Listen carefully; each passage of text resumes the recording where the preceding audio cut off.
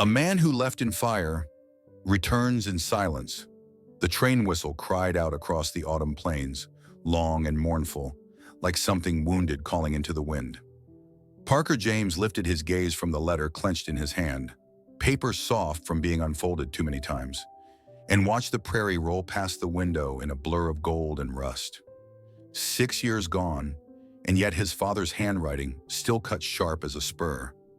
He had sworn he'd never come back to Cottonwood Springs, sworn it under the heat of anger, dust in his throat, and a pride that had been louder than reason.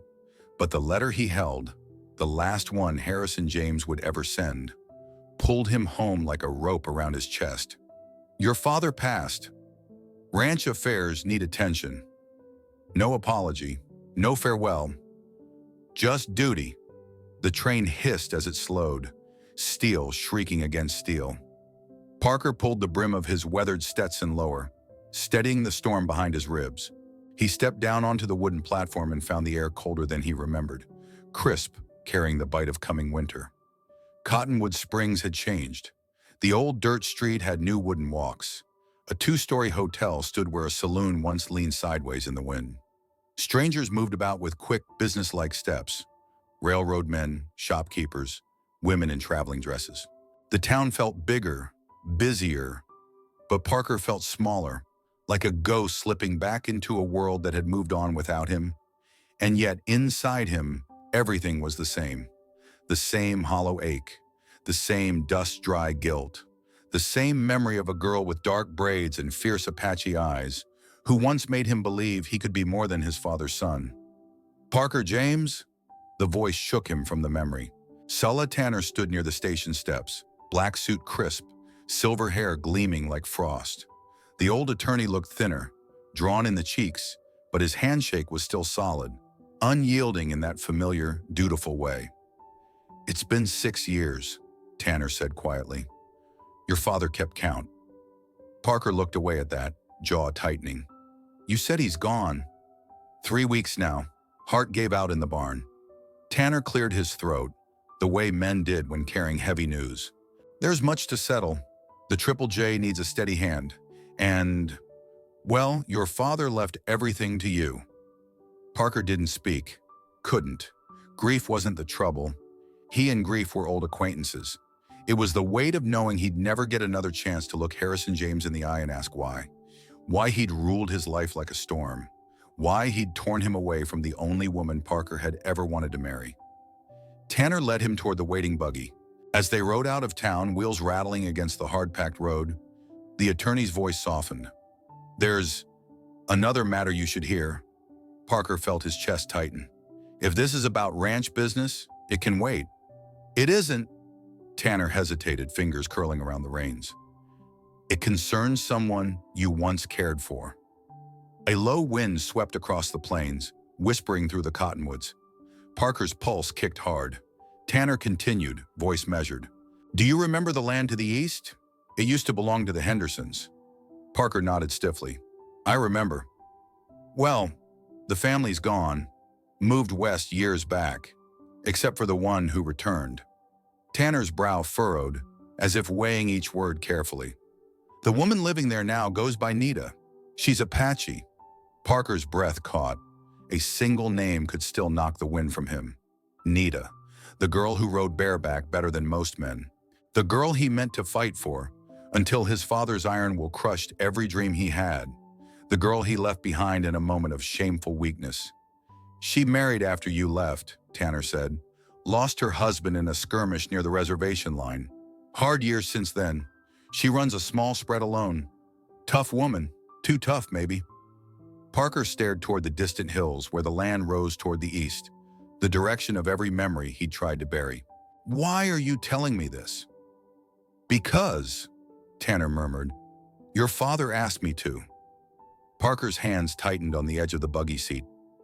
The world around him seemed to shrink into a tight, echoing silence. He had come home to settle land. Instead, he was riding straight back into the one wound he had never been able to outrun. The buggy rolled over the last ridge just as the sun dipped low, spilling copper-colored light across the valley. From up high, Triple J Ranch looked almost mythic. 3,000 acres of rolling grass, cottonwoods tracing the stream like silver threads, mountains rising behind it like old giants keeping watch. It was beautiful and cold, a kingdom without a king.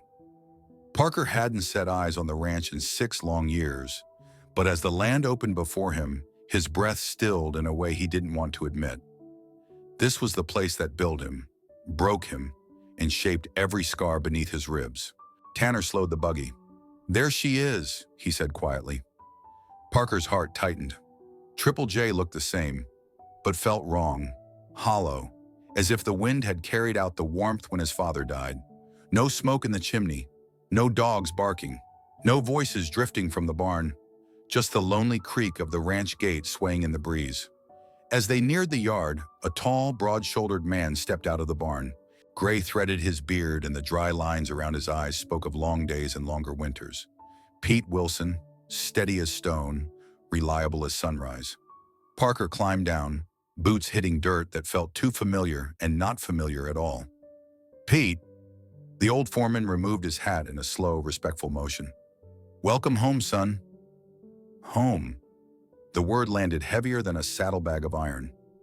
Pete took Parker's hand, gripping it with a rough sincerity that stirred something in his chest.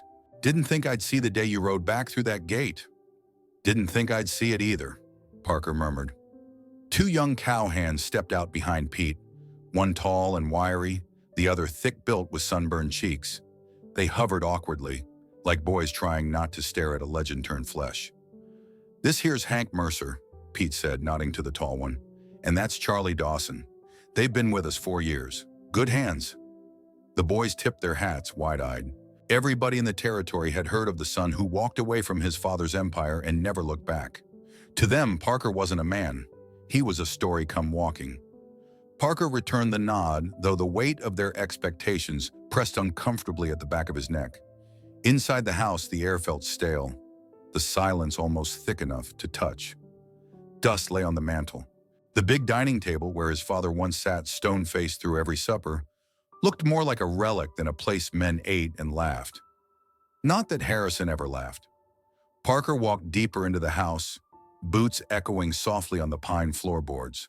Every room carried a ghost, the faint smoky tang of pipe tobacco, the sharp bite of old whiskey soaked deep into the oak, the scent of leather from his father's chair by the hearth, where the old man ruled the ranch like a hard, unyielding king.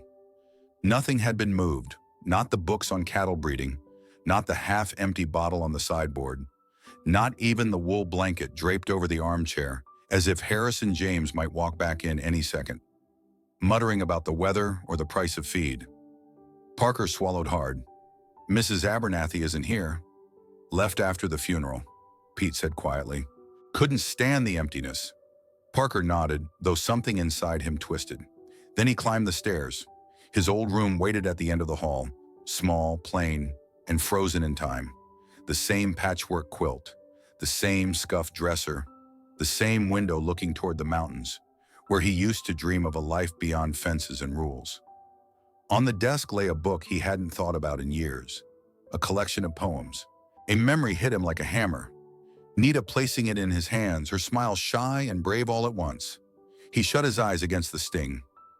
Downstairs again, Tanner pulled out a stack of documents thick enough to choke a mule. "Your father left everything to you," he said. "The land, the cattle, the investments, all of it." Parker stared at the pile. Deeds, agreements, taxes, banking records, each page heavier than the last. Triple J wasn't just land. It was responsibility, history, legacy, and the ghosts that came with it. A man could drown under all that. Tanner studied Parker's face. "This ranch was your father's life work. He meant for it to be yours too." Parker didn't answer. The truth sat heavy in his chest. The ranch was his now, but so were the shadows his father left behind. And somewhere beyond the eastern hills, Nita, his first love, his deepest regret, was living a life carved from the ruins of what might have been. 3,000 acres of land, a mountain of unresolved memories, and a future tied to a past he could no longer outrun. Triple J Ranch was his inheritance, but it might also be his undoing. Night settled over Triple J Ranch with the kind of heavy silence that makes a man hear his own heartbeat.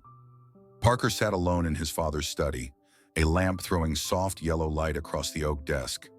Outside, the cottonwoods rustled like old spirits whispering through the leaves. It was strange being in this room.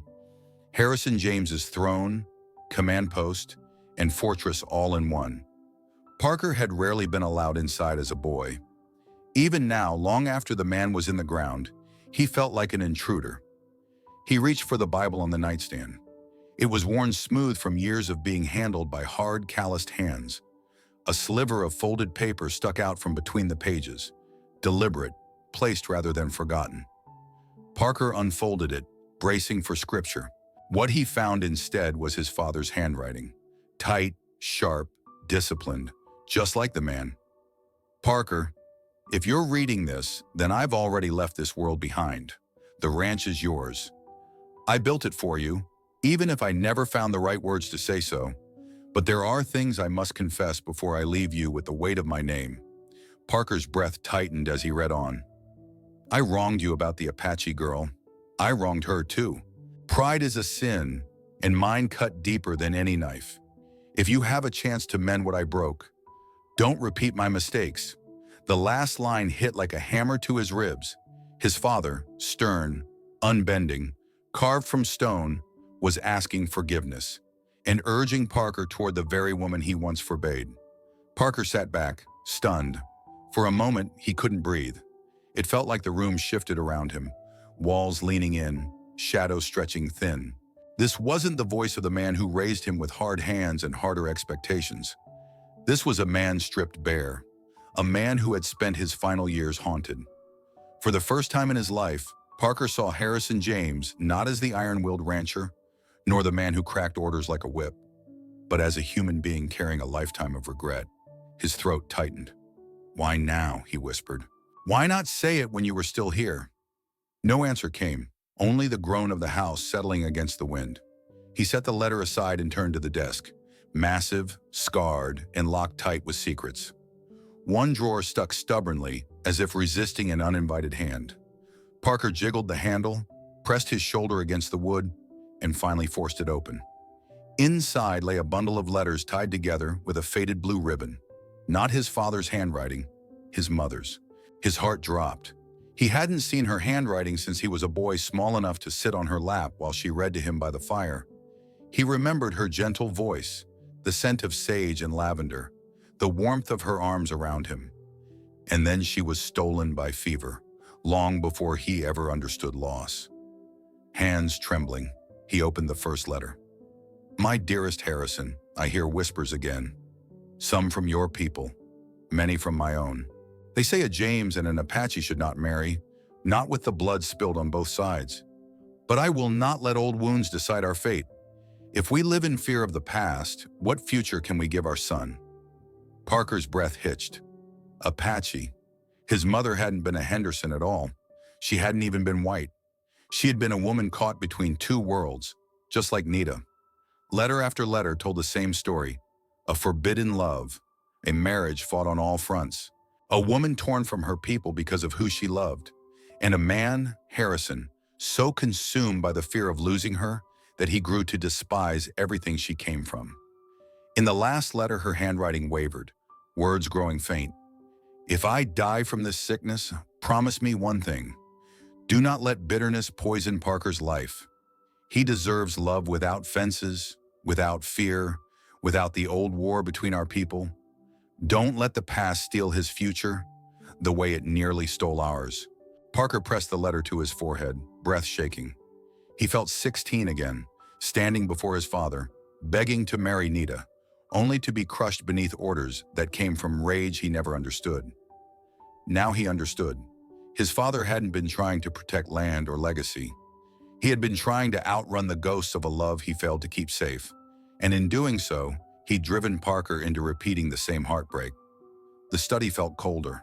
The lamp flickered. The wind outside picked up, rattling the windows like a warning. Parker whispered into the dim light, Nita, I'm so damn sorry. Truth had clawed its way out of paper and wood, ugly, painful, relentless. And now that Parker had seen it, he couldn't unsee it. He knew one thing with absolute certainty. The ghosts his father left behind weren't done with him yet. Morning crawled over Triple J Ranch in pale gold, brushing frost off the grass and warming the barn roof. Parker hadn't slept. Not after reading the letters. Not after learning the truth that hollowed out everything he thought he knew about his parents. About himself. He stepped outside, needing air. The mountains rose blue and solemn against the dawn, and the land felt different now, like it belonged partly to a woman he'd never truly known, a mother whose blood ran in him like a quiet drum. Pete Wilson found him near the corral, leaning on the fence rail. "You look like a man who's seen a ghost," Pete said softly. "Something like that," Parker murmured. The old foreman hesitated, rubbing the back of his neck the way he did before saying something heavy. "Your father had his demons, son, but he tried to make peace with some of them, least near the end." Parker didn't answer. He wasn't ready to discuss the truth he'd uncovered in that drawer. Pete continued, voice gruff but gentle. "There's something else he never told you. Might as well hear it now." Parker turned. "I'm listening." Pete pointed toward the eastern ridgeline, the rolling hills where the creek carved through cottonwoods and the valley dipped into a long stretch of green. "Your father named that place," Parker frowned. "The East Valley? He never mentioned a name." "That's because he only said it to me." Pete's gaze dimmed with memory. "He called it Nita's Valley." The name hit Parker like a rifle butt to the sternum. He felt the air leave his lungs. "Nita," he whispered. Pete nodded. "He told me once, just once, that if a man wronged someone too deeply to fix it, the least he could do was honor him in the land. Said he failed her. Failed you too." Pete's voice roughened. "He carried that shame till the day he died." Parker turned away, jaw tight. His father, so proud, so rigid, had given Nita a quiet kind of immortality. A valley in her name, a place she would never know was hers, a silent apology carved into the land. He felt something shift inside him, anger loosening, grief settling into a deeper ache. Pete cleared his throat. "Her place is just over that ridge now, lives alone, runs a small spread, won't let anyone help, won't ask neither." "I heard," Parker said quietly, but hearing was different from seeing. He saddled his horse, Scout, older now, gray starting around the muzzle, but still steady beneath the leather. Pete opened his mouth to speak, but seemed to think better of it. Parker rode toward the ridge, following the path that wound through the cottonwoods. The land grew wilder as he climbed, grass taller, rocks sharper, the air filled with the crisp scent of sagebrush and pine. When he reached the crest, he pulled the reins and stopped. Below lay a modest homestead, a small cabin, a barn patched with scrap timber, fences built with the kind of stubborn determination only survival teaches. Smoke curled from the chimney in a thin, wavering line, and beside the barn stood Nita. She had changed, but she hadn't. Her hair was still long and black, braided with small ties of leather and bone. Her posture still carried that fierce Apache pride, shoulders squared, chin lifted. But the girl he once knew had been bright-eyed, warm-hearted. The woman before him was steel, tempered by loss, sharpened by solitude. She moved with quiet precision as she checked the mare tethered to the rail. Her dress was simple buckskin, worn from hard work. Sun had browned her skin to a copper warmth, and wind had shaped the lines around her eyes into something resilient, something watchful. Parker felt his heart stumble in his chest. "God," he murmured, "she survived everything." She hadn't seen him yet, and for a moment, he almost wished she wouldn't, because in the stillness, he could pretend he hadn't been the one to walk away. Pretend he wasn't the man who left her to face the worst years of her life alone. But then she straightened, turning toward the ridge as if she felt him watching, her eyes locked with his across the distance, dark, sharp, unflinching.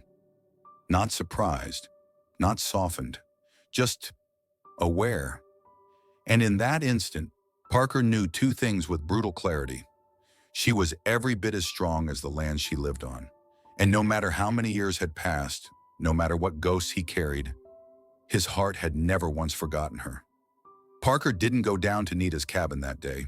He couldn't. Seeing her again, alive, fierce, carrying a quiet storm in her eyes, had shaken him harder than any fight, any prairie winter, any word Harrison James had ever thrown his way. He rode back to Triple J with a mind full of dust and ghosts. Night settled, cold and unforgiving. The ranch house creaked in the wind. Parker sat at the edge of his bed, boots still on, elbows on his knees, staring at the floorboards like they might offer clarity. They didn't. A knock sounded on the doorframe. Tanner stepped in without waiting to be invited, the way men who had watched you grow up always do. "You saw her," Tanner said. Parker didn't answer. The attorney exhaled slowly. "There's something you need to understand, Parker. Nita didn't come back to these hills just to live quietly." Parker lifted his head. "What are you trying to say?"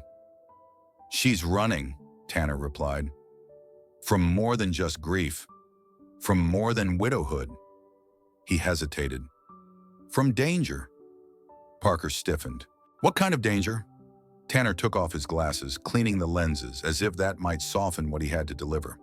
"Your father, well, he tried to shield her in his own way. Maybe because he failed your mother. Maybe because he knew what it meant to love someone the world swore you shouldn't." Parker felt the air shift, tightening, darkening. "Tell me," Tanner sat across from him. "There have been clashes near the reservation line the last few years. Ugly ones. Settlers, soldiers, Apache bands scattered between territories.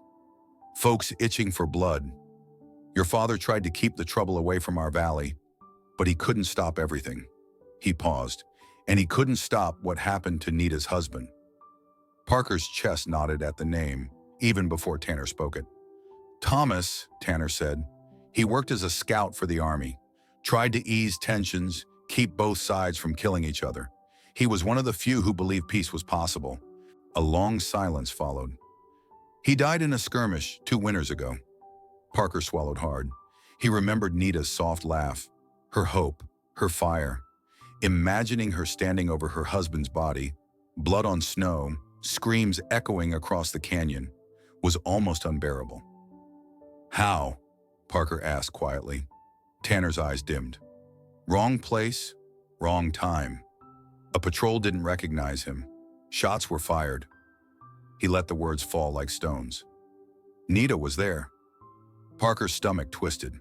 "And her family?" he managed. "Gone," Tanner answered. "Some fled south. Some were taken. Some—" He shook his head. "She lost more than a husband. She lost a tribe." The room felt smaller, the air thick, almost choking. Tanner continued, voice low. "Your father bought that piece of land to give her a place no one could claim. No soldier could march through. He told me once, he was trying to fix what he broke between you two, trying to do for her what he never had the courage to do for your mother." A heavy silence followed. Parker stood, pacing the length of the room. He felt the truth grinding through him like gravel under a wagon wheel. Every memory, every fight with his father, every moment he chose the road away rather than the road toward Nita. It all cut deeper now. "Hell," Parker murmured, pressing his palms against his eyes. "I left her. I left her when she needed someone most." "You were young and angry," Tanner said, "and she told you to go." "No," Parker snapped softly. "She asked me to stay. I walked away anyway." There it was, the deepest wound. Not the years apart, not the war between their worlds, not even the ghosts in his blood. It was the realization that while Nita fought through grief, violence, and the ruins of her people, he had fought nothing at all. He had run. Tanner rose to leave. At the doorway, he paused. "You can't change the past, Parker, but you can decide whether you'll repeat it." When he was gone, Parker stared out the window toward the shadowed ridge. Far off, a single thin trail of smoke climbed into the fading night sky from Nita's chimney. A signal of survival, a reminder of everything he broke, everything he still felt, everything he might still lose. The road between them was scarred, bloody, uncertain. But Parker knew one truth with marrow-deep certainty. If he didn't face Nita and the past that bound them, he'd spend the rest of his life running from the same ghosts that haunted his father. The storm rolled in without warning, One moment the sky over Triple J was a dull winter gray. The next, thunder cracked across the valley like the sky itself had split open. Rain swept sideways across the plains in relentless sheets, hammering the barn roof, turning the dirt yard into a shallow river of mud. Parker was knee-deep in chores, sleeves soaked, hands raw from scraping mud off the horse's hooves. He had been trying, failing really, to drown his thoughts in work. But nothing muted the pounding in his head, the guilt twisting through his gut, or the image of Nita standing in the valley like a scar that refused to heal. Then he heard it, the sharp rhythm of hoofbeats cutting through the storm. A dark figure appeared at the far end of the yard, blurred by rain but unmistakably steady in the saddle. The horse fought the wind, mane whipping, but the rider stayed firm, lean, upright, determined. Nita. She guided her mare toward the porch with the confidence of someone who had fought storms far worse than this one. Her braid clung to her shoulder, heavy with water.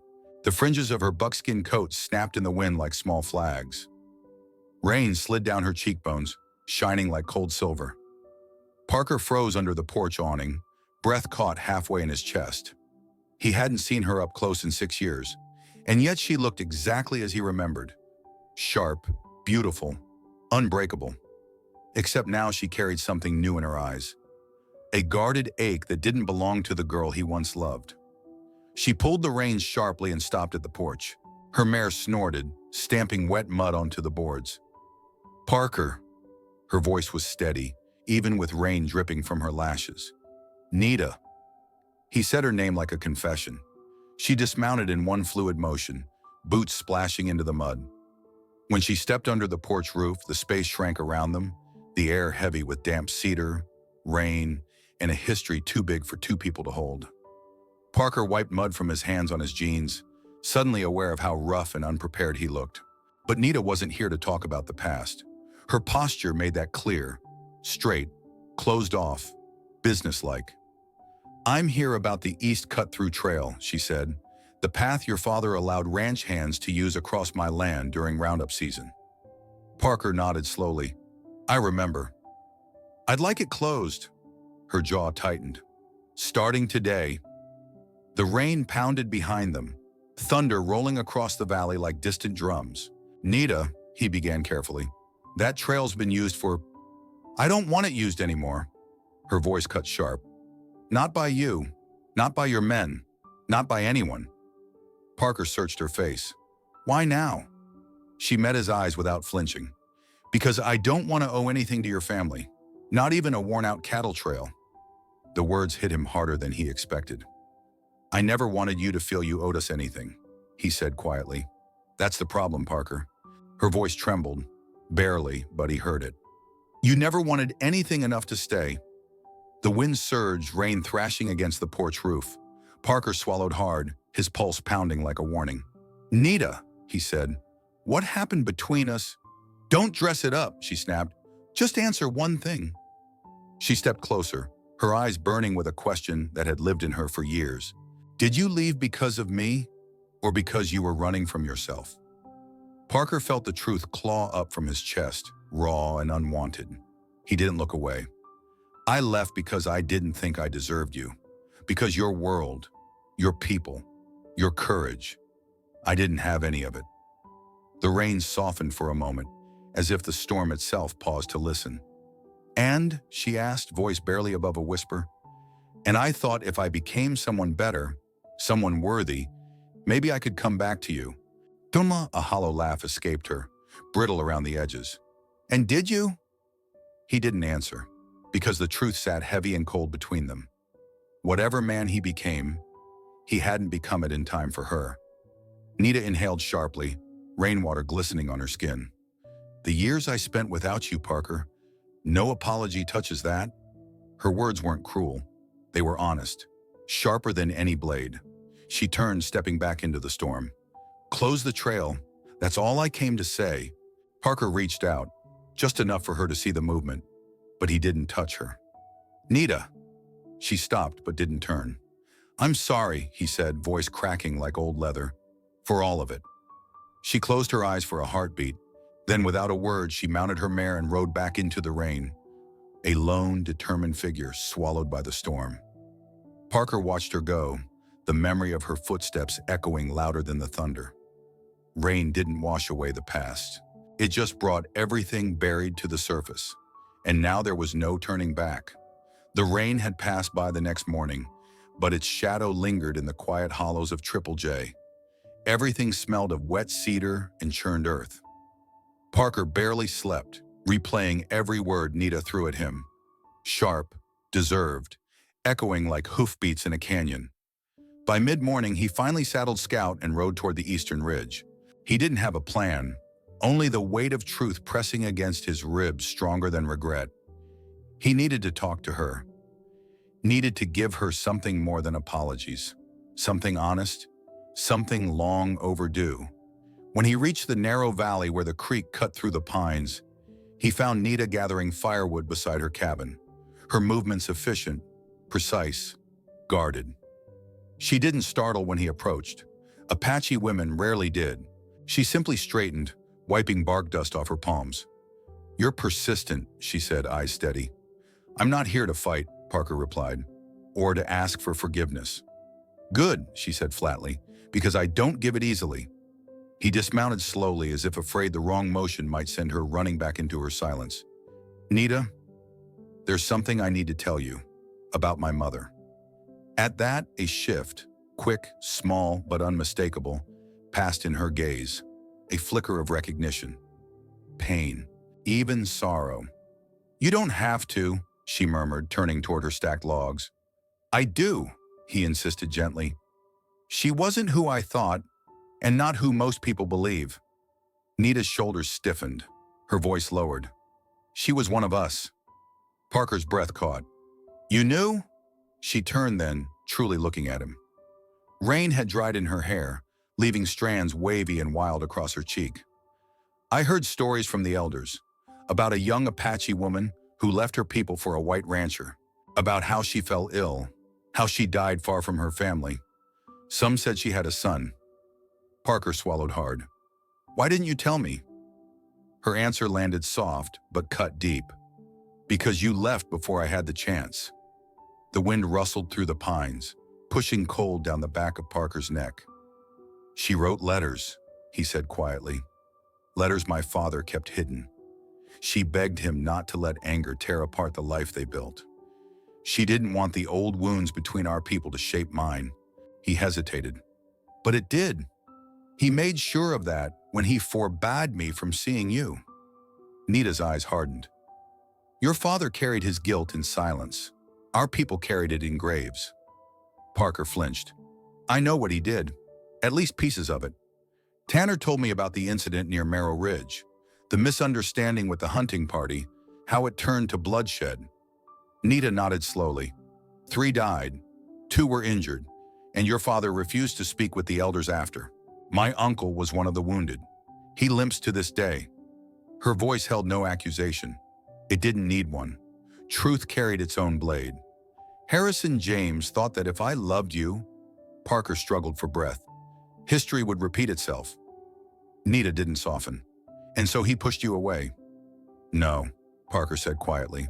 "I let him." That admission opened something in her. Anger, grief, something old and electric. Her chin lifted, eyes flashing. "You chose to leave, Parker. You chose it.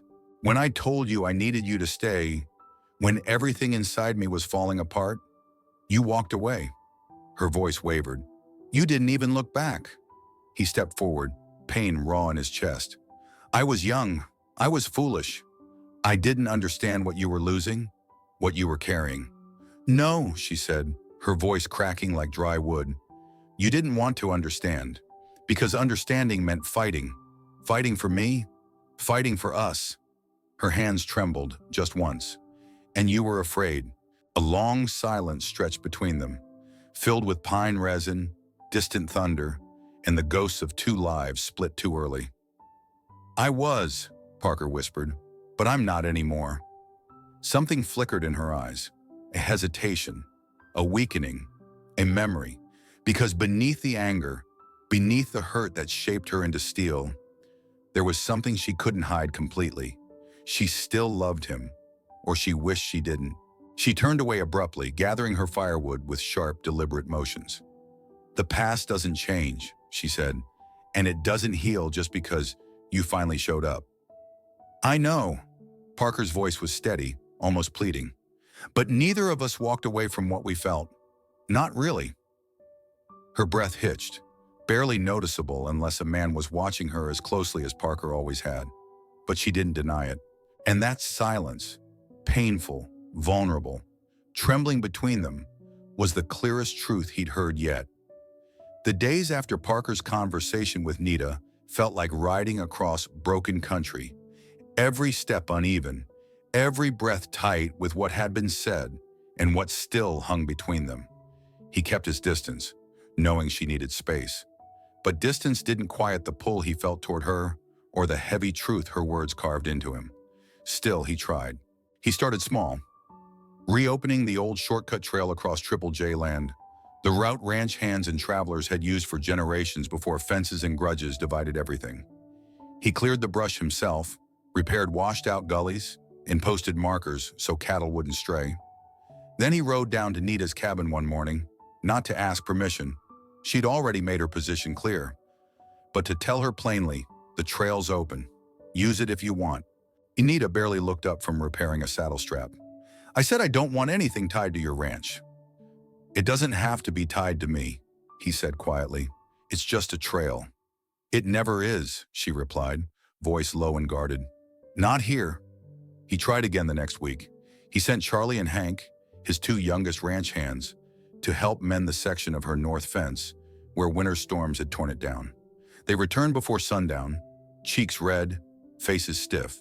"She chased us off with a hatchet," Charlie whispered. "She didn't swing it," Hank added quickly, "but she sure looked like she might." Parker couldn't help a tired, half-aching smile. She's always known how to defend her land. But the truth pressed heavy. She wasn't pushing them away out of pride alone. She was trying to survive without owing anyone, especially a James, anything. Word traveled fast in a small town. By the time Parker rode into Cottonwood Springs for supplies, he could already hear the whispers. "That Apache widow, she trouble? Heard she's stubborn as a mule, won't take help from decent folk. Maybe she shouldn't be living out here alone. Ain't safe. More trouble than she's worth." Parker gripped the edge of the counter in the general store, knuckles white. These were the same voices that had judged his mother. The same voices that had whispered behind Nita's back when she was just a girl picking out flour and tobacco for her father. He turned sharply. "If I hear one more person call her a problem, we're going to have a different kind of conversation." The room fell quiet. No one dared meet his eye. But not everyone who talked was white. That afternoon, Parker crossed paths with an older Apache man, Taza, who once knew Nita's father and her husband. His weathered face was carved deep with sorrow and disappointment. "She has no place," Taza said bluntly. "Not among your people, and no longer among ours." Parker stiffened. "She's strong. She'll find her way." "Strength isn't the same as belonging," Taza replied. "A woman who loses her tribe becomes a shadow, a wandering spirit." He eyed Parker with something between pity and warning. "And shadows can be dangerous for those who love them." Parker rode home in silence, his heart twisting with anger and helplessness. The world was determined to push Nita out of every circle she'd ever stepped into.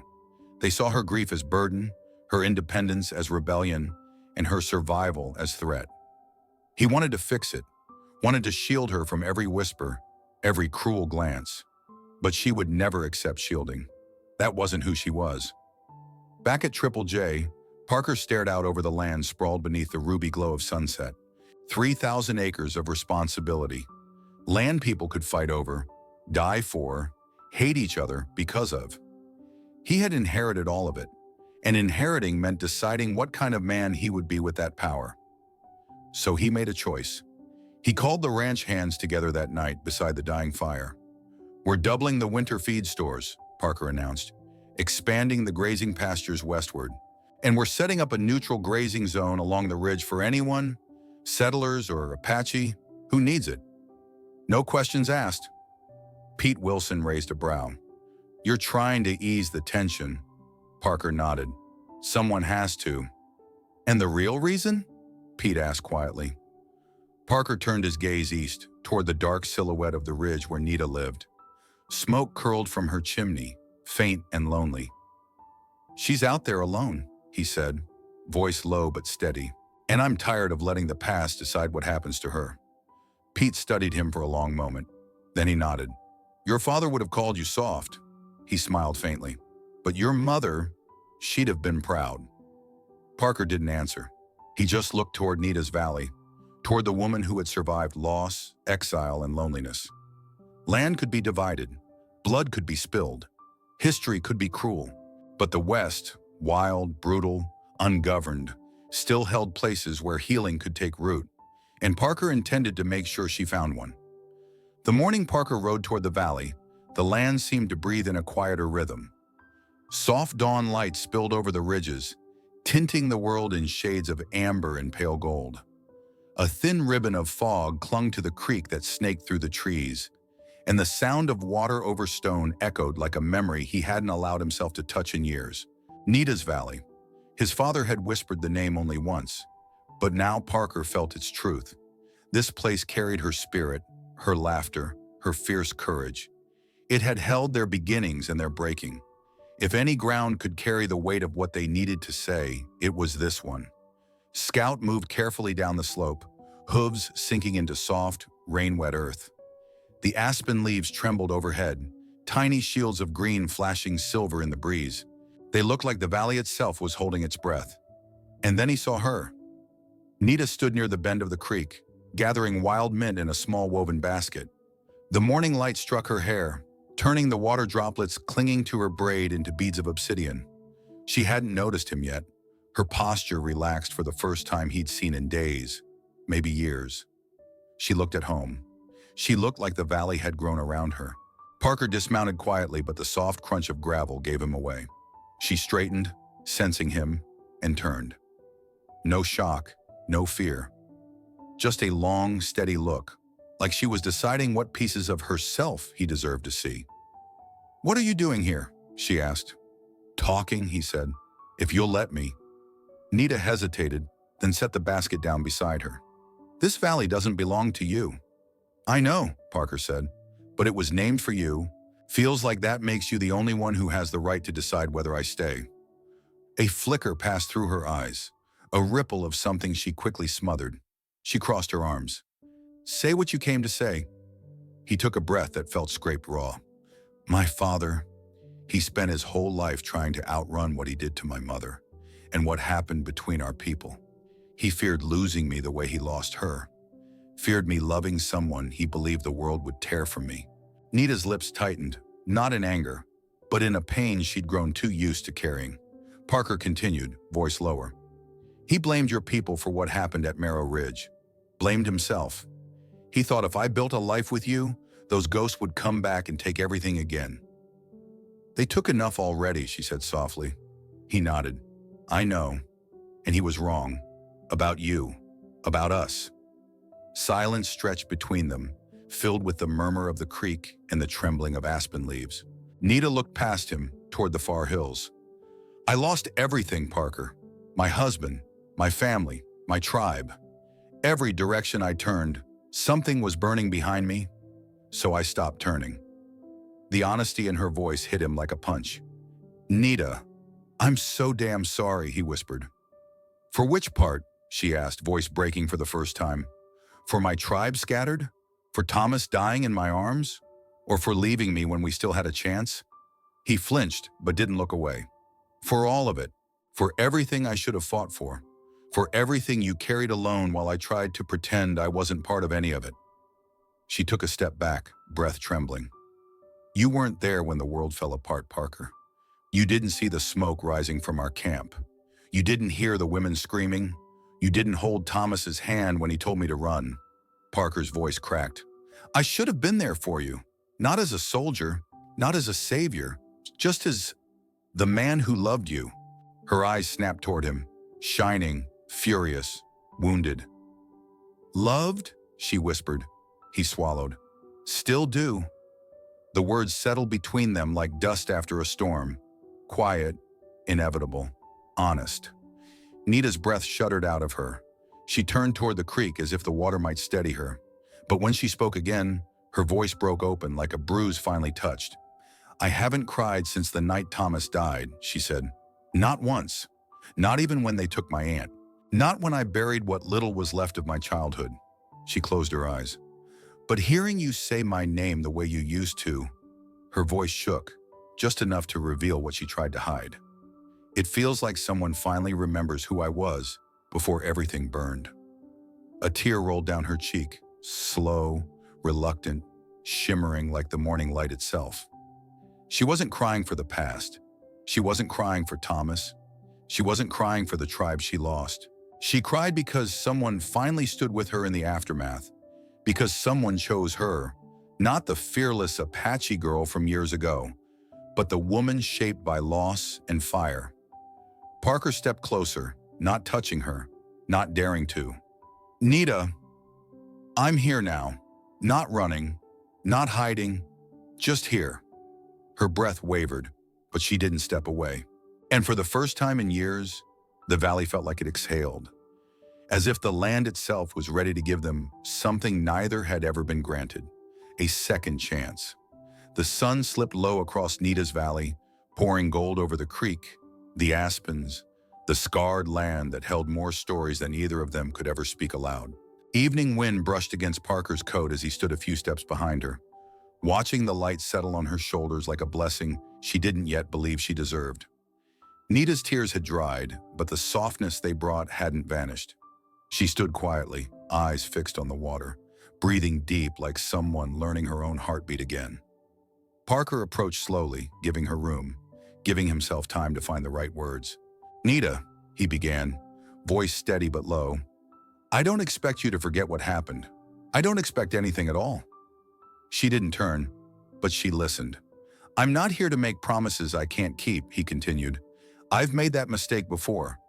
Left people with hope I wasn't strong enough to carry." He swallowed, the truth rough in his throat. "But if you'll let me, I'd like to stay a while. Not to fix you, not to fix the past." He breathed in, letting the valley air settle into him. "Just to stand beside you, if you'll have me there." Silence rolled through the valley, soft and deep. The kind of silence that demanded truth from anyone brave enough to speak into it. Nita finally turned, her expression unreadable at first. Steady, thoughtful, the kind of calm forged in fire and solitude. She studied him for a long moment, searching his face the way one might study a map before choosing a hard journey. "You always talk like a man carrying more than he should," she said quietly. "Maybe I am," Parker admitted, "and maybe I've carried more than most people ever will." He nodded. Her gaze sharpened. Not cold, but clear. Direct. Apache truth, stripped of pretense. "I made one choice before," she said. "Trusted a man who walked out of my life the moment things got hard." She stepped closer, just enough that he felt her breath in the cooling air. "I chose wrong." Parker's chest tightened, but he stayed still, letting her speak. "This time," she said, "I want to choose with my eyes open, with the woman I am now, not the girl I used to be." He waited, a heartbeat, two. Then she exhaled, soft but certain. "So let me choose again." Parker felt something inside him give way, gently, painfully, beautifully, like a knot pulled loose after years of tension. "And what choice is that?" he asked, his voice barely more than a whisper. She looked toward the horizon, where the mountains burned in the last light. "To let someone stand beside me," she said. "Not ahead, not behind, beside." Parker stepped close enough that their shoulders nearly brushed. "Then that's where I'll be." There was no embrace, no sudden kiss, no dramatic declaration. Just two people standing in the valley named for her, the place where their childhood ended, where their heartbreak began, and where something new, fragile and honest, had a chance to grow. The wind swept through the aspens, leaves flashing silver as night approached. Coyotes called in the far distance. The world felt bigger, wilder, more possible than it had in years. Parker looked at Nita. "Do you think we can build something here? Something that lasts?" Nita didn't answer right away. She touched the bark of a young aspen beside her, fingers tracing its pale, living skin, then looked back at him with eyes that held storms, loss, strength, and a glimmer of hope she couldn't hide anymore. "That depends," she murmured, "on whether two broken hearts can learn to grow in the same soil." Parker breathed out, slow and humble. "Then I guess the real question is—" He lifted his gaze to the valley stretching wide before them. "Do we have the courage to try?" Nita didn't smile, but something eased in her expression, something soft and real. The valley answered with a quiet breeze, warm against their faces. They stood there together, side by side, facing a horizon that didn't promise ease or certainty, but offered a chance. And sometimes, in a land as harsh and honest as the West, that was enough. And so their story ends, not with a promise, not with perfection, but with a question only the heart can answer. Will these two battered souls dare to build a home out of truth?